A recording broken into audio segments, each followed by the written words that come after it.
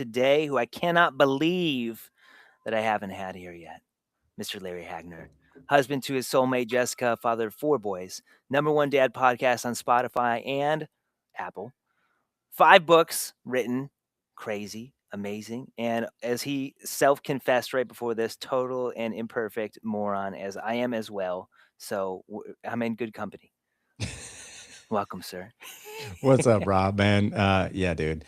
It's funny. A lot of guys that, come to my table for coaching and stuff like that, a lot of times I get like, dude, your life must be perfect. And I just look at them like, I was like, be in my house for 30 minutes.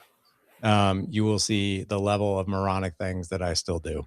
Mm. So yeah, man. Been podcasting for 11 years. A lot of people ask, like, are you ever going to stop? And I'm like, well, I can't really stop because, like, this is an evolution. This is a journey. We're always growing. Probably the minute I stop doing podcast, I'm going to fall back into doing old habits and doing the same shenanigans I used to do. So better than I used to be for sure, but far from the guru. I would say I still identify myself as a student, just helping other Mhm. students. That's the path, man. That's the way. I tell myself this all the time, as well as the guys inside the order, is that it's a continuous process. Yeah. It's a continuous process. You're always finding new, smaller things and some big things that you never really looked at before. I agree, man. I agree. And it's it's really interesting. Like, I started this podcast when I had a 10-year-old, I'm sorry, a 9-year-old, a 7-year-old, and a 2-year-old. So, and now it's, if you think about it, my oldest son was 10. These were like little guys at the time. Now I have 2 full-grown adult men, and one is a full-time EMT. He's my 20-year-old, and we literally, just as we were recording this podcast, I just sent my first son off to college. He's at Mm. University of Arkansas, 5.5 hours away from home. And dude, that's a whole new world for me. And so yeah, it's always evolving. It's like how you raise adult men. You're never unfinished, no matter how old they are, whether they're 20, 40, or 50 years old. God willing, if I live that long. But yeah, it's never done, and it's always changing. So I'm always learning what the next chapter is going to look like. Hmm. What's the biggest thing you've seen your son up to 20? So there's multiple different stages that he's been through. Oh yeah, yeah. What would you say the biggest thing is that you were unexpected for? How fast it went, to be honest with you.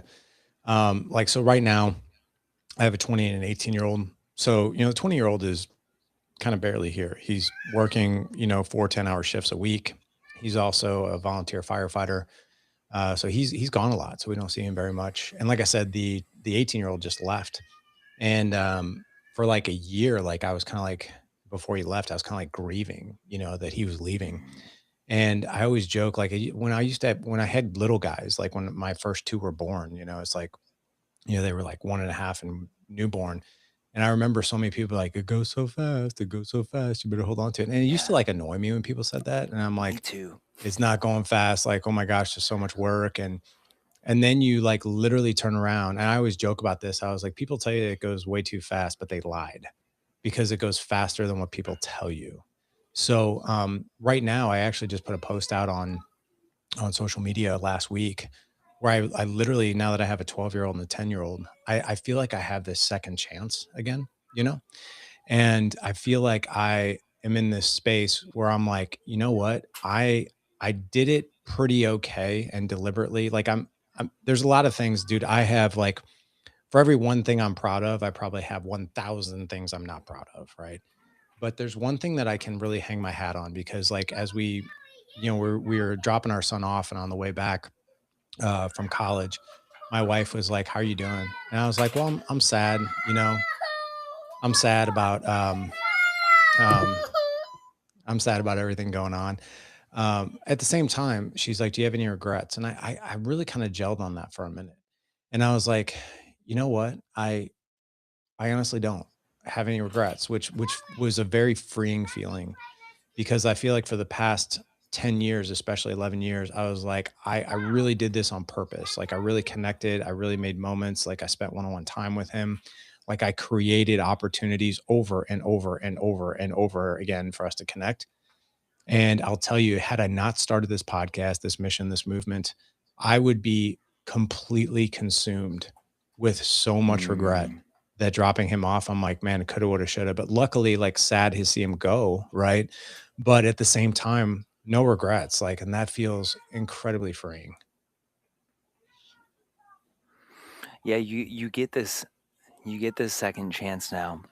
And having this kind of thing really it feels to me that it gives me this opportunity or it forces me to think twice as I'm going through life and doing things.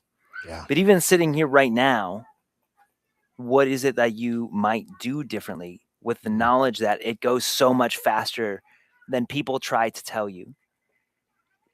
So, to be honest with you, I would do a lot of the same things. I would create these opportunities. I'd create these moments, one-on-one time. Kids spell LOVETIME.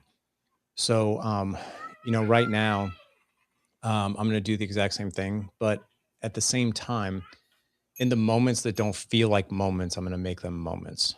So, even if I'm just sitting side by side, I'm not a big video game guy. Like I grew up with Atari and Nintendo. Like give me two buttons and I'm good. Like all these like things that you can do. Like I'm like, oh my God, I'm so overwhelmed. But my kids, they love to play video games with me. To be honest with you, I kind of despise it.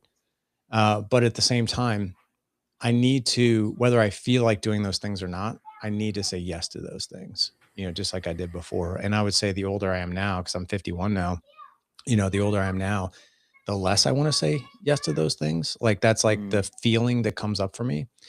But what one thing I've learned is like I identify myself as an action taker, which means I don't wait for motivation. I do the thing that I don't want to do. I'll give you a great example. Last night I slept terrible, man. Terrible. It was like one of those night sleeps where you feel like you're half awake, half asleep. But I committed to going to the gym this morning, getting my workout in because I'm traveling this week from Wednesday through Friday, Wednesday through Sunday for some media in Vegas. And I'm like, I only have Monday, Tuesday, and Wednesday to train. Like, I want to train. I'm going to get some training in there too, but it's going to be kind of like when I can get it in. And I'm like, no, I committed to this. And I was sitting in the parking lot and I was getting back to a client of mine. And I was just like, every part of me does not want to go in this gym right now. Like, literally, I'm exhausted. I feel terrible. I was like, but I'm going to go. So, like, what a lot of people do is they'll lean into their feelings of like, I don't feel like going, so I'm not going to go. mm, I like to do things. I'm going to say yes to something, even if I don't feel like doing it. And usually, what I find is within 10 minutes of me being in the gym, I'm like this morning, probably one of the best workouts I've had in a month. Right. And I didn't feel like doing it. Same rules apply for like, I don't really want to play Minecraft for the 100th time, but I'm going to say yes to it. And lo and behold, 5 minutes into Minecraft, I'm not even thinking about doing anything else. I'm like, this is mhm, awesome. Like, we're building this house, we're doing this thing.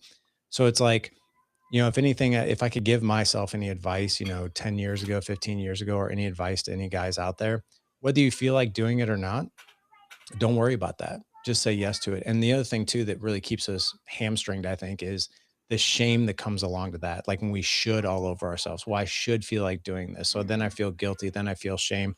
It's really okay to not feel like doing something, but doing it despite wanting to do it or not, what you'll usually find on the other side of that is like, why did I even think about saying no to this? This is pretty awesome. So mhm. Yeah, my son, he's 5 and he's going through some consciousness and some level up leaps right now. I can And hear when I that. yeah, you can hear them out here. When I get home, he needs physical stimulation. Like he Yeah. needs to wrestle. Yeah. Yeah. Yeah. And it's so easy to get home and be like, okay, let me read the air. Here's what's undone while my wife's working on this thing. Let me try and help. He needs that. Or after dinner, when I'm like, I want to get the dishes done. I want everything to be clean so she can take a shower and just have some time. But really, if I could take 5 minutes and just be like, all right, bud, no holds barred, like, let's go. Like, let me have it. I'm going to put you in a headlock. Here we go. It changes everything. I don't think about the other stuff. The other stuff still gets done, but without pressure. And then we also just had this bonding and play moment that goes far beyond the 5 minutes, Yeah. and we're building that relationship together. Like you said, they spell LOVETIME.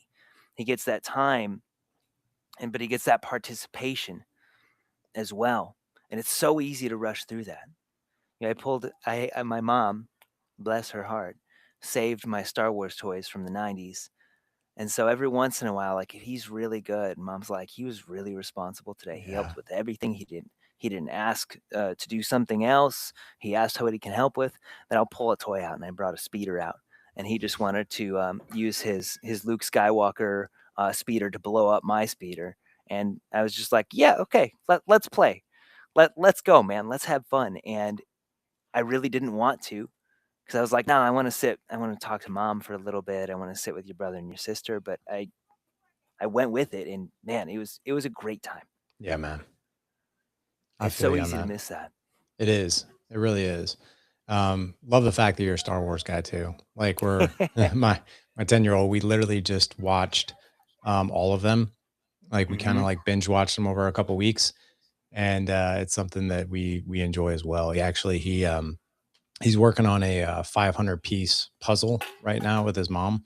It's a Star Wars puzzle, and it's great one-on-one time for them. I'm not a puzzle person at all because I'm colorblind. So, like Oh, puzzles to me are just like they're overwhelming. I can't see the colors right, so I don't know what the heck I'm doing. Like I'm not the puzzle guy, but I am the Lego guy, and so, like I can do that pretty well. So like my 10-year-old, he loves Legos, and I committed to him. I said, hey, as soon as you're done with this puzzle with mom, he wants to buy the Death Star, which is nice. 10,000 pieces, bro. And I learned actually the power of Legos from the most unexpected person. So I interviewed a guy who has been in the UFC for a long time. His name is Bobby Maximus. And so when I first interviewed Bobby, I expected, and I've interviewed, I think, 10 UFC fighters. And, it's usually those interviews are the themes that come out of those are pretty similar. It's like resilience and mental toughness. And what have you learned in the, in the octagon that you take into your marriage and your family and your kids and all that. And Bobby, when he popped on the video, when I interviewed him, his entire background was toys, like Pokemon cards, Legos, Star Wars stuff. And I'm like, usually, like when I interview a UFC fighter, they got their belts in the background, they got their photos and that kind of thing. And I was like, what's is this your kid's room? He's like, nah, man, this is my office. Like he was like just this kid, and he actually shared with me the power of Legos, and he held up the Marvel Tower, which is 5,201 pieces, and I know that for a good reason. And he's like, dude, he's like, me and my son just put this together, 5,201 pieces. And I asked him, I was like, you seem really excited about Legos. Like, what's the thing with that? And he's like, listen, he's like, it comes with 48 bags of Legos. He's like, each bag takes a good 30 to 40 minutes. He's like, so I know that when I buy a Lego kit, he's like, this isn't the first thing me and my son put together. We put together all kinds of stuff. I'm going to get 45 minutes to an hour of one-on-one time. He's like, so anywhere from 30 to 48 hours, I'm going to get with my son. And I'm like, and literally on that podcast, I went to lego.com. I bought the Marvel Tower, and he and I put that thing together. And now he wants to up the ante and do one that's 10,000 pieces. But yeah, the LOVE spell, TIME is LOVE to kids. Doing things like that, where it's just you're sitting side by side, you're building something together, doing something cool, having great conversations, man. That's where the good stuff happens. Hmm. Legos, man, it's silly because my mom also saved all of our Legos. So he just started Legos this past. When did you start? In the winter. In the winter, we've been going through like one thing at a time, rebuilding the old NASA space shuttle station. We're building the police Wow. station with the jail, like all this fun stuff. Yeah. The hard part was, okay, let's sort all the pieces into colors first. So it's not just a hodgepodge, but I didn't even think about that. Each bag, there's a certain amount of time with each bag. Yeah. Each set, there's a certain amount of time that we're gonna get. We're like, it's just us, all in, working together. I didn't even think about that. Yeah. It's huge, man. And props to Legos for doing the bag system because when you and I grew up, like you open up the box and they're scattered everywhere. And for a guy who's colorblind, that's really overwhelming. But I can figure out like, okay, this one has, I think this is red and it has four dots. So I'm pretty sure this is the piece. And then I have my 10-year-old be like, yeah, dad, that's red. He jokes with me all the time. He's like, you really can't like the greens, the blues, the purples, the browns. Like I was like, is this purple or blue? And he's like, dad. I've got a client who's colorblind, and every time we see him, I was talking about the colors of the leaves yesterday, and he was like, "Well, I don't know. I don't know what to tell you because I can't really tell the difference between the colors of the leaves." And he always brings up a picture for me. He's like, "This is what the world looks like." I'm like, "Go get a red resistance band and next to the green one." He's like, "I can't tell the difference." Yeah, man. I It's I hear silly. you, dude. It's silly.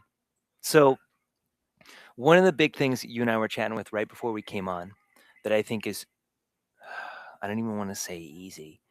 I want to say it's tragic that we lose sight of it, and so many of us do, is maintaining a relationship with our wife Oh, dude, yeah. as we are in this blessing of fatherhood. And it's so easy to lose it. And I came into it, my whole story is we never thought we'd get married. We got married. Never ever wanted kids. We ended up pregnant. We were having kids. And it was at that moment that I was like, here's all the stories. You brought up one of them. It's going to go so fast. Here's all the stories about fatherhood. And I decided I don't have to go down that route. I don't have to go down the route of like we're going to become these co-working roommates with no connection anymore. And yet we ended up there. So even though I consciously rejected it, somehow I still ended up there. And I think so many men go down that same path. So I want to I hand that agree. to you and let you take that. So as far as as far as marriage goes, this is going to trigger your audience a little bit. The Please best do. thing you the best thing you can do for your kids is let them see you love your wife well. And there's several reasons for that. So my boys, this is going to be triggering to some people. I tell my boys, your mother comes first, you come second. I love your mother first. When it comes to think about this for a second. This is not my quote. This is from a podcast guest, and I was like, wow, that's really powerful. Um, he tell I don't know if I'd ever say this to my kids, but he tells his kids this. He said, "I didn't choose you." Actually, this was Dwayne Knoll. It just dawned on me who it was. Dwayne Knoll. He said, "I didn't choose you, but I chose your mother." Okay. I didn't choose you, but I chose your mother. Your mother and I had you. We didn't know if you're a boy or a girl, and we love you obviously to the ends to the moon and back. But I choose your mother, and I need to choose your mother every single day. That's really important. And it's actually really important to you that you see me continue to choose your mother. And I think a lot of married couples, like I'll give you some statistics here. Divorce rate's 50%. Everybody knows that. What a lot of people don't know is there have been several studies done on couples that stay together. And there are some percentages and statistics around that one. I believe it was John Gottman who did this particular study. John Gottman is he's a psychotherapist by trade, but his sweet spot, his superpower is marriage. There's nobody else on the planet that has studied marriage more, longer, or as many couples as he has. I believe he is like literally 45 years of studying marriages, and he's like the pioneer. He really knows it backwards and forwards. And he did this study while he was in practice where he's like, I understand like the divorce rate. I get that. He's like, but what about the couples that stay together? Where do they lie? And I don't know how many couples he studied, but I'm sure it was in the thousands. But what he found is that couples that stay together are actually divided up equally, which is really fascinating, into three different camps. So like one third, one third, and one third. What he found is like let's take camp one, the first one third of couples that stay together. He found that one third of couples that stay together can actually identify their relationship as fulfilling. It's working. They wouldn't change much. They're just like, this is awesome. In fact, it's probably better than I would have thought. And there are a lot of breadcrumbs and common things in that camp that I'll get to here in a second. The second camp, the next one third, is roommates. So this is there's probably love there, right?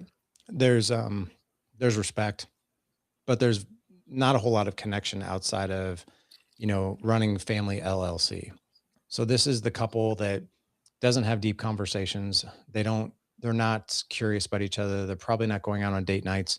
They're probably really reactive to the schedules, to the roles, to the bills, to the chores, that kind of thing. And everything is about the kids and the logistics. We call that the partnership loop. And you have to disrupt that, right, in order to get into camp one. And I'll explain what that looks like. The third camp, this is where no one wants to be, right? This is the couple that actually is still physically under the same house, zero connection whatsoever. No physical connection, no emotional connection, no intellectual or spiritual connection whatsoever. Usually these people are leading their own lives, they're probably having affairs. And what Gottman found is the only two reasons that these couples stay together is for two reasons. Number one is too financially devastating for us to break up, or we got to stay together for the kids, which in my personal opinion is one of the biggest disservices to the kids, because what they're basically witnessing, what what we are as a married couple is we are a 3D up front. They have a front row seat to what a marriage could look like, should look like, or should not look like.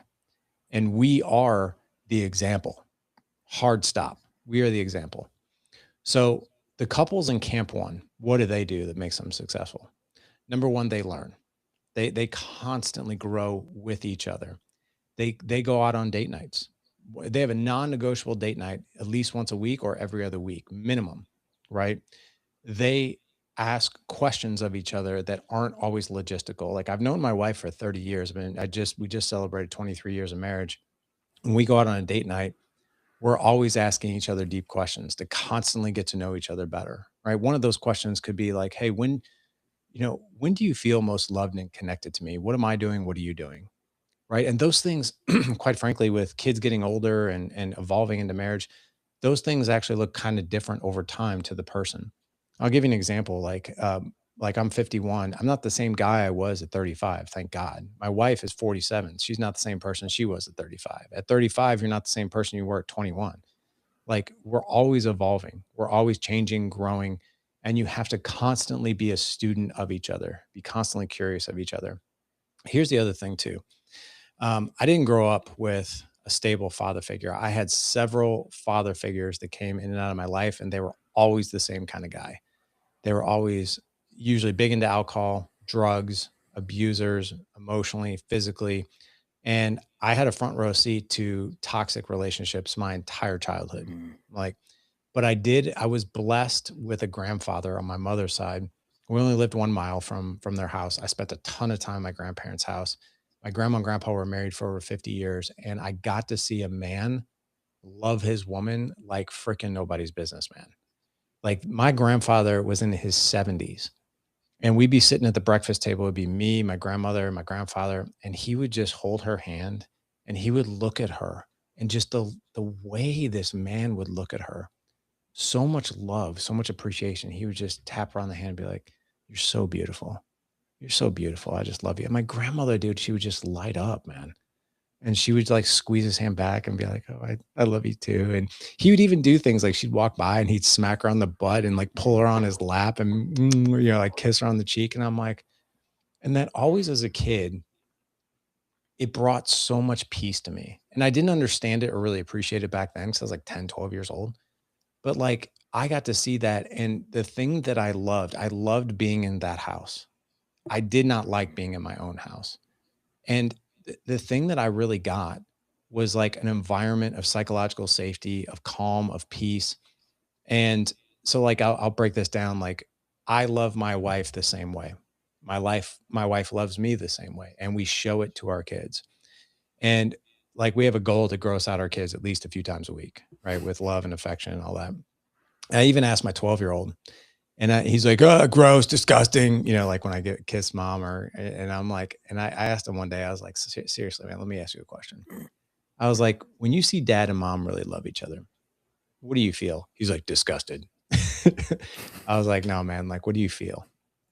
And he kind of like sat back and he thought about it. He's like, "It feels warm." Mm. It feels cozy in here. It feels like a house I want to be in. And that's exactly what I want my kids to feel. If you're really disconnected in your marriage and you think that, and the kids come first, that is proof right there in the pudding that if you love each other and you prioritize each other, the kids love being around you and love being in your own house. And what I can tell you is having older kids now, I want to create a home my kids want to come back to. Even my 18-year-old who just left for college, we ask him, we're like, are you going to like move away from home? He's like, my goal is to be your neighbor. And I was like, are you serious? He's like, yeah. He's like, I always want to come back. Like, I want my kids to be around. Like, I want to be around. That is like the most euphoric blessing that I could possibly ask for. My wife, and I'll finish with this. Like, my kids are just like, why do you guys always go out on date nights? And my wife will look at my kids and be like, do you want to know why? And they're like, yeah. She says, because it's really important to you that me and your dad continue to love each other. That's why. And so I think what a lot of couples do is, take frying pans on a stovetop. When you first get married, your frying pan is your marriage is in the front, right? We have kids, that frying pan slides to the back. And of course, when the kids are little, they're going to be more of a priority than they were when they were older. But the problem is they never periodically slide those pans to the front again. And yes, so they're going to go back, but you've got to slide them to the front over and over and over again. If not, this is where couples have kids, who are 7, 8 years old, and they look at each other and they're like, I don't even know this person anymore. And then it gets really scary when the kids move out because you're two strangers living under the same house. And what did you show your kids throughout their childhood? You showed your kids what roommates looks like. You didn't show them what a real marriage could look like.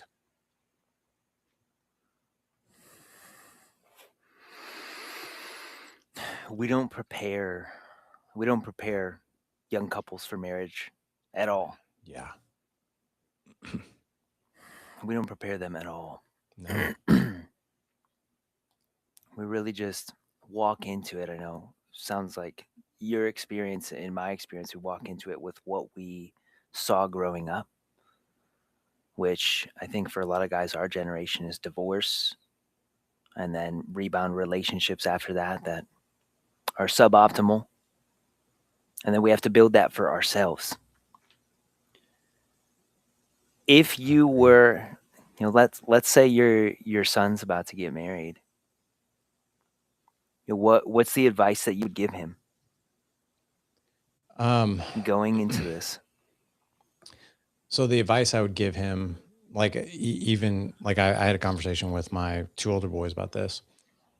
I told them, I was like, listen, there are some grandparents that want to watch their grandkids, and there are some grandparents that, quite frankly, don't. I think that's a huge miss. Hmm. I told my kids, I was like, I want you to drop off your kids on a Friday night, and I want you to go spend the night in a hotel with your wife. And I am more than willing to. I always say this though too. I'm like, but there's a hook to this. There's a condition to this. You have to have breakfast with us the next day. Like I'm gonna make you and your kids and your wife breakfast, and I want you to stay for breakfast. Is that acceptable? And of course they're like, yeah, that sounds amazing. But I want my boys to prioritize their marriage as well. Because the last thing I think the biggest miss could be exactly what we were talking about, right? So I think you need to prioritize your marriage. The other thing that I've always taught my boys, just through example, the dynamics that me and Jessica have, like my boys fully know, and I think a lot of people have no idea. Did you know that most engaged couple, most married couples spend so much more time? The average time to plan a wedding is 1,500 hours. The average time preparing for marriage is three, 3 hours. Think about that. We're planning. I can't do the math. I guess 500x more time planning for one day than we do for the next 50 years. Mm-hmm. So I tell my boys, so we don't understand what does your woman actually need from you? She needs to feel seen, she needs to feel heard, and she needs to feel safe. And I teach my boys the skills by example and through talking of how to fulfill those needs. And most importantly, too, how to lead, what good masculine leadership actually looks like. For a man, and I've told my boys this too, what you need, what I need, is to feel respected, appreciated, and we need physical affection. And there's a reason we need physical affection. Men are very physical creatures, but it's not because we want to get off. That's not actually what it's about for us. It's about being wanted, desired, and validated, right? So when a couple knows, even at the simplest terms, like, okay, this is what my man needs. I now understand that. This is what my woman needs. I now understand that. It's much easier to hit a target that you know versus guessing. And a lot of married couples Mm. completely guess, or what they try to do is they fulfill each other's needs and their own needs. Right. This is like a love language thing. So if a man is a physical touch and words of affirmation, but his wife is acts of service and quality time, he will touch her and compliment her. But she might appreciate that to some degree, but it's not nearly as powerful as if he consciously decides to love her in the way she's going to receive it, which is acts of service and quality time, versus in the way he wants to give it. And a woman is the exact same way. So I want my boys to know that. The other thing I think is really, really important that a lot of guys miss. I don't know if you've ever seen the YouTube video. It's not about the nail. Have you ever heard of that? Mm-mm. Oh, it's fantastic. It's hilarious.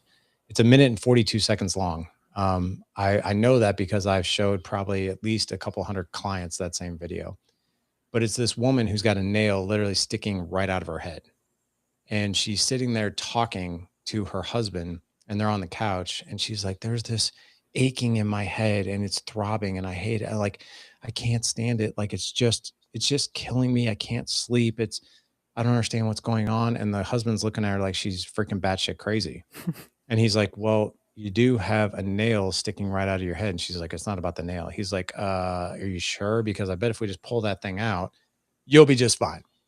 And she just gets more and more pissed and heated. And you see him totally confused. And then finally she's like, I just need you to listen. And he's like, fine, I'll listen. And she just goes on and on about it. He looks at her, he goes, that sounds really hard. And she just melts and she completely softens and she's like, it is. Thank you for hearing me. And he's just like looking at her like she's crazy again.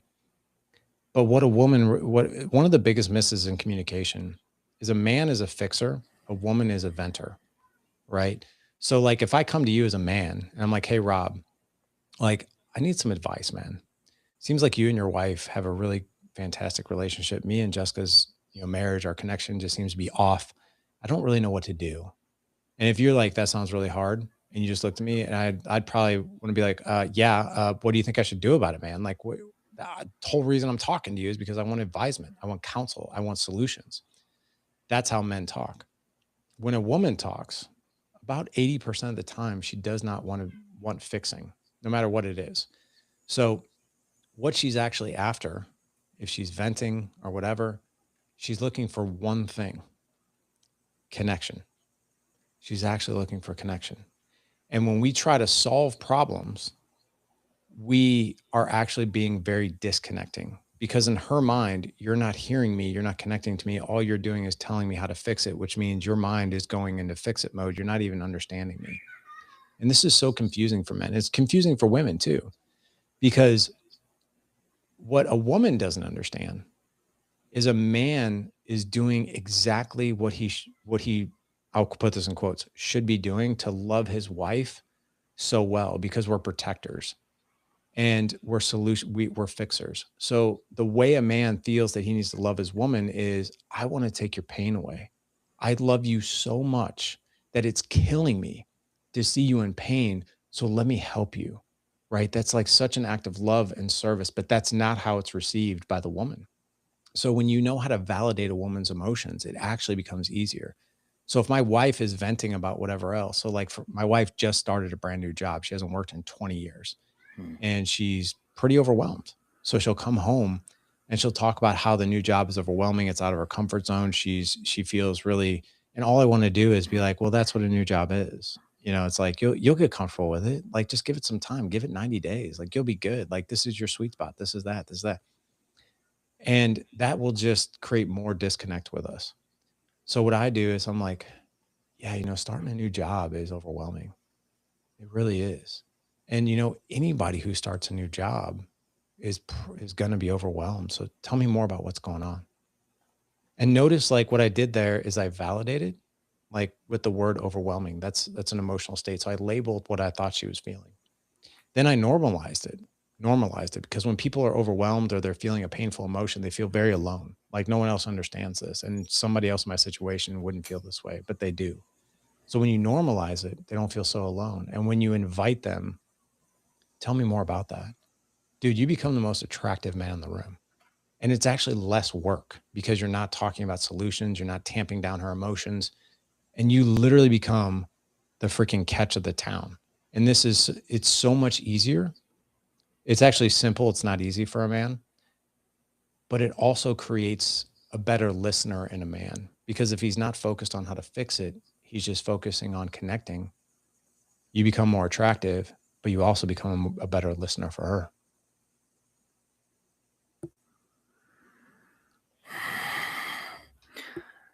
It's simple. It's not easy. Yeah. It's a skill. It's a skill to be developed. It's so easy to overlook that. I think that's something that we do. I don't know what it is. I feel like that is something that we do naturally when we first start dating or we're really serious in a relationship. And you want to talk with her until 3 in the morning. And then we lose it. So we've covered heard. You mentioned she needs to feel seen and heard and safe. Yep. I'm curious if we can go backwards a little bit. We can talk about the scene component. Yeah. So, doesn't matter if you're married to a stay-at-home mom or if you're married to a woman who works, right? So, have you ever heard of the terms cognitive mental load and invisible labor? Have you ever heard of those? Tell us about them. Yeah. So, cognitive mental load is it's all the things that are decision making things in your life, right? So, like, let's take a stay-at-home mom. Cognitive mental load is like there's dishes. That's also invisible labor. Cognitive mental load. Let me actually back up. Cognitive mental load for a woman is is something that where she doesn't necessarily feel led. So I'll give you an example. If you want to take your wife out on a date night, if you want to add, if you want to go down the route of you're not leading, you're not courting, and you're not taking charge. Like I think a lot of guys when they hear those terms, leading and taking charge, I need to be controlling. No, you don't. No, you don't. So here's what like the nice guy does, right? Hey, so I was thinking, do you want to go out on Friday night? Well, now she needs to make a decision. What's actually happening in your wife's mind for from cognitive mental load? Let's just say you ask her out on a Tuesday. She starts thinking about like, okay, well, if we're going to go out on Friday, then I need to get this done and this done. I need to find a babysitter. I need to make sure the kids are okay. I need to make sure I have all these other things done. Make sure I've got to get ready, which means like I need to make sure like if we're leaving by 6, that I need to start getting ready by 4:30. Like they're just doing like this thing, right? They're like jumping through these hoops in their head. So while it feels like an invite, right, and you're being nice, you're actually adding more to her cognitive load. Then we do this. She might be like, yeah, yeah, I think we can make that happen. I got a lot going on, but yeah, I think we can do that. What do you want to do? I don't care, whatever you want to do. Now she's got to freaking make that decision. What are we going to do? So now she's got all this cognitive mental load going on. Now she needs to make a decision of like, okay, well, maybe I want to go out to dinner. I need to pick the place. I need to make the reservation. You're adding more and more to that. She's like, and then she might be like, well, what do you want to do? Or where do you want to go? I don't care, wherever you want to go. You're just making it worse and worse. So instead of doing that, the best way to release that cognitive mental load, this is how I ask my wife out. This is how I coach my clients. Hey, Friday night, 6 p.m. We have reservations at Prosino. The dress code is casual but sexy. Be ready by 5:30. What about the kids? Already taken care of.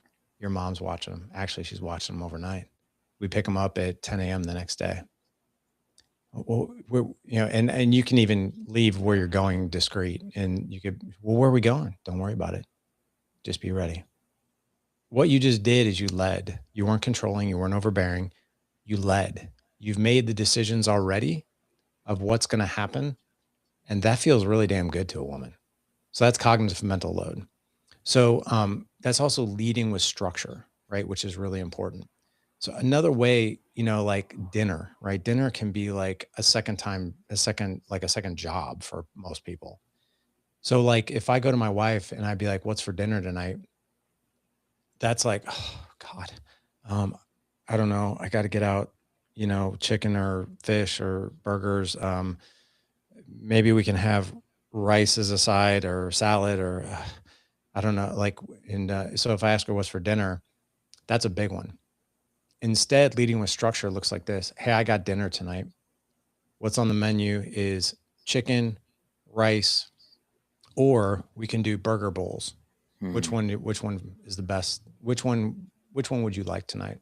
I got it, dude. Doing that versus what's for dinner, leading with that kind of structure and leadership is huge for a woman. So let's talk about invisible labor. A stay-at-home mom, a working mom, doesn't matter. Usually, if you look at the statistics, the majority of household duties usually fall on the woman. So invisible labor is the laundry baskets in the bedroom that hasn't been folded yet. It's the dishes in the sink. It's the full dishwasher that needs to be emptied. It's the crumbs on the floor that somebody didn't clean up.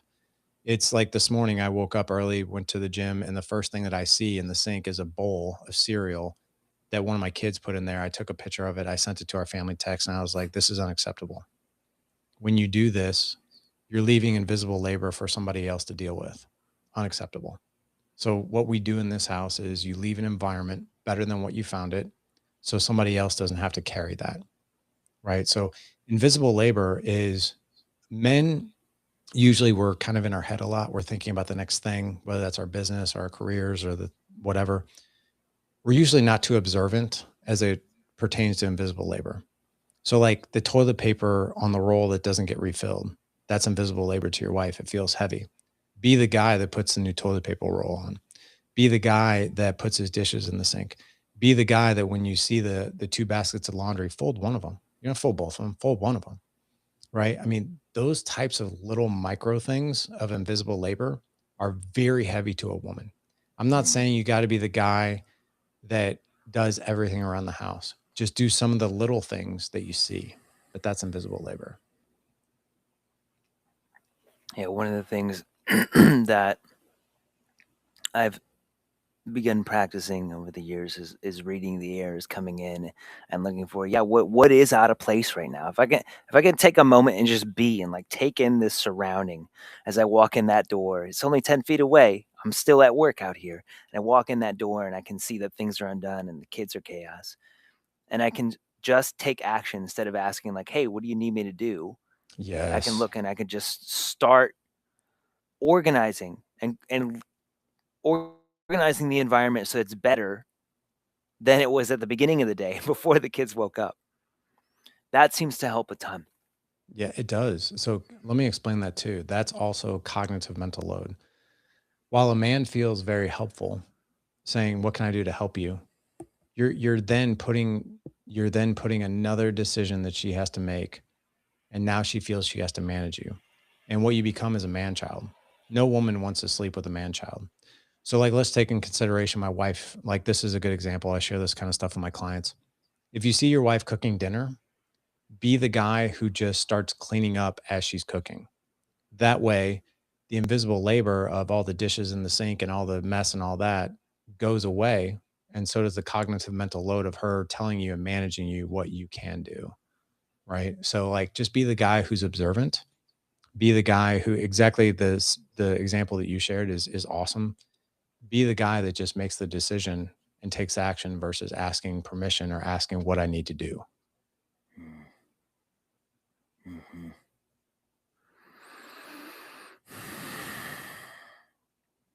How else can we see? How else can we see her? So yeah, another way is appreciation. What a lot of couples do is they look at each think of you know pair of glasses, right? Pair of glasses. Oh, nice glasses. uh, think of a pair of glasses, and what we do is we see each other through a lens, right? As a married couple, we do this with actually every relationship. Usually what people do is they look at the other person with expectation and agenda. So I see you through the lens of I expect you to do certain things. And here's one of the most quiet and sinister things that happen in a relationship. A lot of expectations are never shared out loud, which is really scary, right? So like most women and men get very resentful when their expectations are not met of the other person. And what I always ask clients is, did she know that you had that expectation? Well, no. And this one is the killer. This one's the killer. A lot of women say this, men say this too, but I hear it more from women. He should just know. No, Mm. he absolutely shouldn't just know. We are not, no human being out there, to my knowledge, is an actual mind reader, right? Of what your expectations are. You need to express your expectations, you need to share them. It's up to the person to fulfill those expectations. You have zero control over that, but you do have control over what we call boundaries. And your boundary, a lot of people get the boundaries and expectations confused, but we're not mind readers. So we look at the other person through expectation and agenda. An agenda is like, I'm going to go have a conversation with you, and I have an expectation of how that conversation is going to go, and I have an agenda of what I want to talk about. Versus looking at your wife or looking at your husband through the lens of curiosity and appreciation. It's very easy for couples to fall into the trap of everything that you don't do that pisses me off and everything that you do that pisses me off. Instead, what would it look like if you looked at the other person through the lens, putting your glasses on through appreciation? So if my wife goes to Walmart and she goes grocery shopping, I know this sounds pretty simple, but it's so powerful for a woman. My wife will go to Walmart, come home with a crap ton of groceries, and I'll look at her and be like, "Hey, thank you so much for doing the grocery shopping. Like you always pick out everybody's favorite food. I know grocery shopping isn't the most fun thing in the world, but thank you so much for doing that." Like, dude, like that goes so far. For a woman to be seen like that is no different than a man being appreciated. Like if you came home and your wife gave you a huge hug, she put both hands on your face, she kissed you, and she looked at you deep in the eyes and said, thank you so much for everything you do for this family. Thank you so much for working so hard. It means the world to us. It really does, and it doesn't go unnoticed. For a man to hear that, dude, that's like better than sex. You're like, oh my God, like the skies and the stars just aligned, right? For a woman to feel seen like that, because a lot of times the mothers and the wife's, tasks and roles and things that she does, they go quite unnoticed. And that doesn't feel good for them, just as it doesn't feel good for us to be unappreciated. So that's being seen, like picking out the little things that she's doing, saying, operating within, even if they seem like the most minuscule pattern type things that should be done anyway, point those things out, appreciate them, but also be very specific why you appreciate them. So you don't just say, "Hey, thanks for going to the grocery store." That's not nearly as deep of like, "Hey, thank you so much for going to the grocery store. You always pick out everybody's favorite food. You're always thinking of all of us. Thank you so much for doing that." Dude, goes so far. Mm-hmm. One of my favorite places to model that with the kids is at the dinner table. Yes. The first moment that like we really get to be together as a family, the whole time or all day, and it's my favorite first thing to do, even if she's like, ah, whatever. It's like, no, thank you for this dinner. It's delicious. Yeah. And after everything else that you do and the rest of the day, doing the laundry, taking care of the kids, everything else, choreographing dances, everything, you made this. Thank you. Goes so far. And dude, like I love that. Like if you can bookend the dinner table like that, think of think of how you're starting something, like a situation like that. I don't know if most people know this, but I love social dynamics. Just love it, like the psychology of social dynamics. The first Mm-hmm. 45 seconds of an interaction with a human being will dictate the connection and the energy for the next 45 minutes. So if you can bookend, like begin your dinner like that, that's going to usually cascade into a much more connected dinner, conversations, safety, love, all of these things, versus everybody having their head down, being like, "So how was everybody's day?" Right? Mm-hmm. Which is a really terrible thing to ask, by the way. Don't ever ask how was your day. There's better questions, right? But because you're always going to get one word answers that have no It's connection. good. But if you can bookend, your situations and dinner table like that, you're in a really good spot. Mm-hmm. Mm-hmm. We're coming up to the end of our time here. Yeah, It flew by, man. it did. It went by so quickly. I want to make sure that I get you out here. I honor your time. I know you got travel coming up. If there's one thing that you could send the men listening to this out of here with this week, one thing that they can do this week, what would that be? Yeah, so let's talk about the situation that a lot of men find themselves in. I wrote a book last year called The Pursuit of Legendary Fatherhood. It's divided up into 4 parts.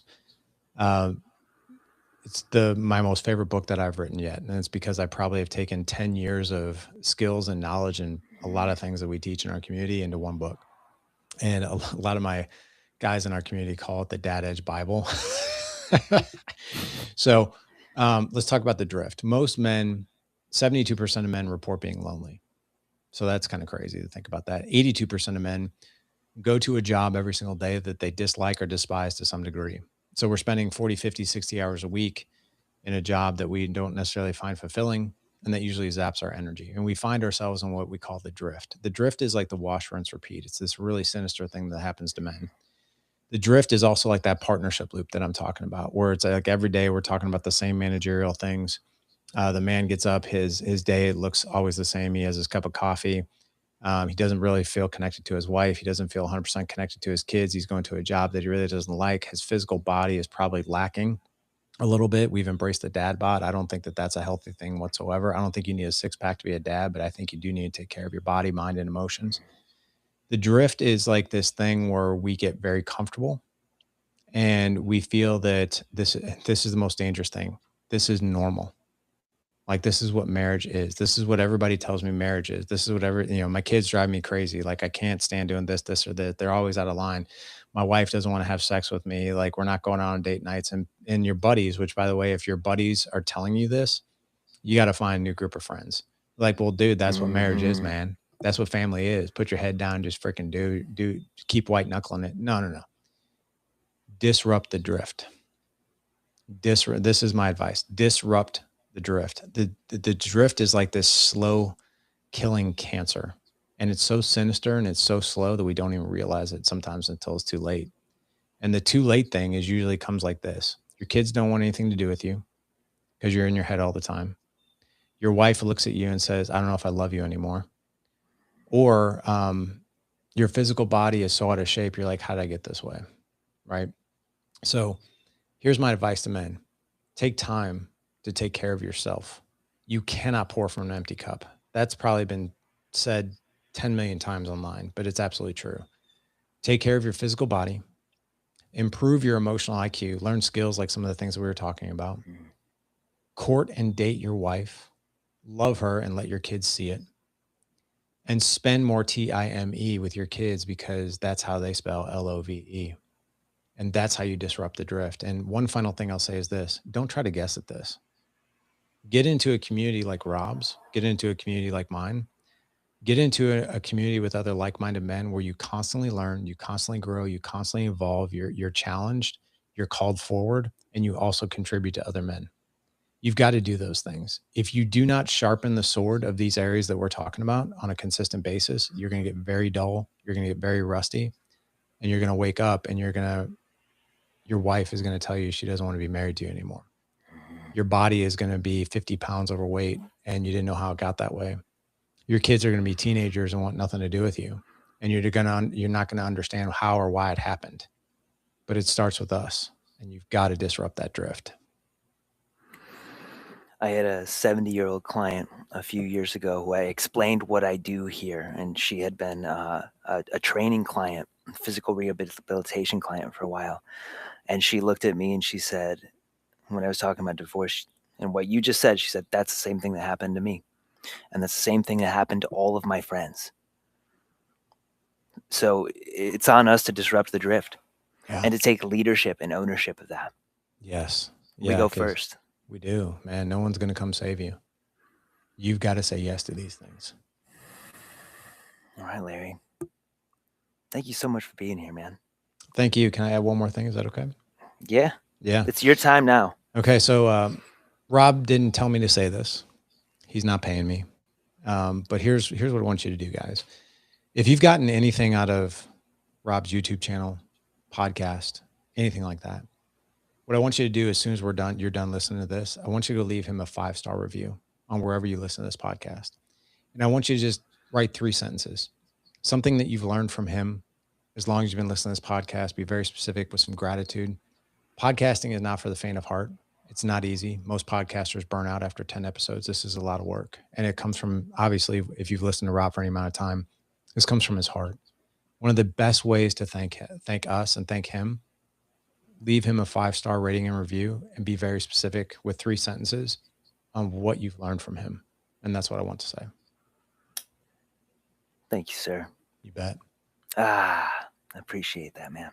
You bet. You're a great interviewer, man. Thank you. Where can we find you and what you're up to right now? Sure. Thedadedge.com is where you can find everything we're doing. It's got all of our podcast resources, got tons of free resources. If you want to connect better with your kids, it starts with better questions. I've got a great free resource. It's called Questions for the Car. If you go to thedadedge.com/kid questions, you'll get a PDF of 75 questions divided up into 3 different age categories. So 5 to 8, 9 to 12, and teenagers. And I called it Questions for the Car because dads are always in the car with their kids. And it's a great time to ask really great questions. If you're finding that your wife and you are having a tough time having conversations, go to thedadedge.com/25 questions. I've got a PDF there for you that has 25 intimate conversation starters that you can talk to go back and forth. They're a lot of fun. So you can do that as well. One final thing I'll share, because I've been sharing this on every show. On November 15th this year, the Arizona Cardinals reached out to me because the director is a fan of the show. This actually shocked me. I thought it was a spam email at first. We're having a Dad Edge theme day /a dad and kid day on November 15th. And so it's going to be a meet and greet with me. I'll be signing books, giving out T-shirts. All dads are going to be honored at that game. Tickets are insanely cheap. They're not expensive at all. If you go to thedadedge.com/NFL, you can buy tickets for that. I'm not making any money on this, by the way. The NFL is not paying me a commission. It's just a really cool day. But when you sign up with that link, you'll get a copy of my book at the meet and greet. You also get a free T-shirt. It's actually costing me a little bit of money, but I don't care because this is a really cool thing. So you can go sign up for that if you want to and go check us out over at that game on November 15th. That's an awesome opportunity. It's an amazing sign of the shift in the times that we're in. And may it bring even more of a powerful shift. Yeah, man. Yeah. All right, brother. I'm going to close with a thank you. And if anybody's listening right now, which I know that you guys are, remember that September 11th, 12th, 13th, we've got the Patriarch Summit coming up.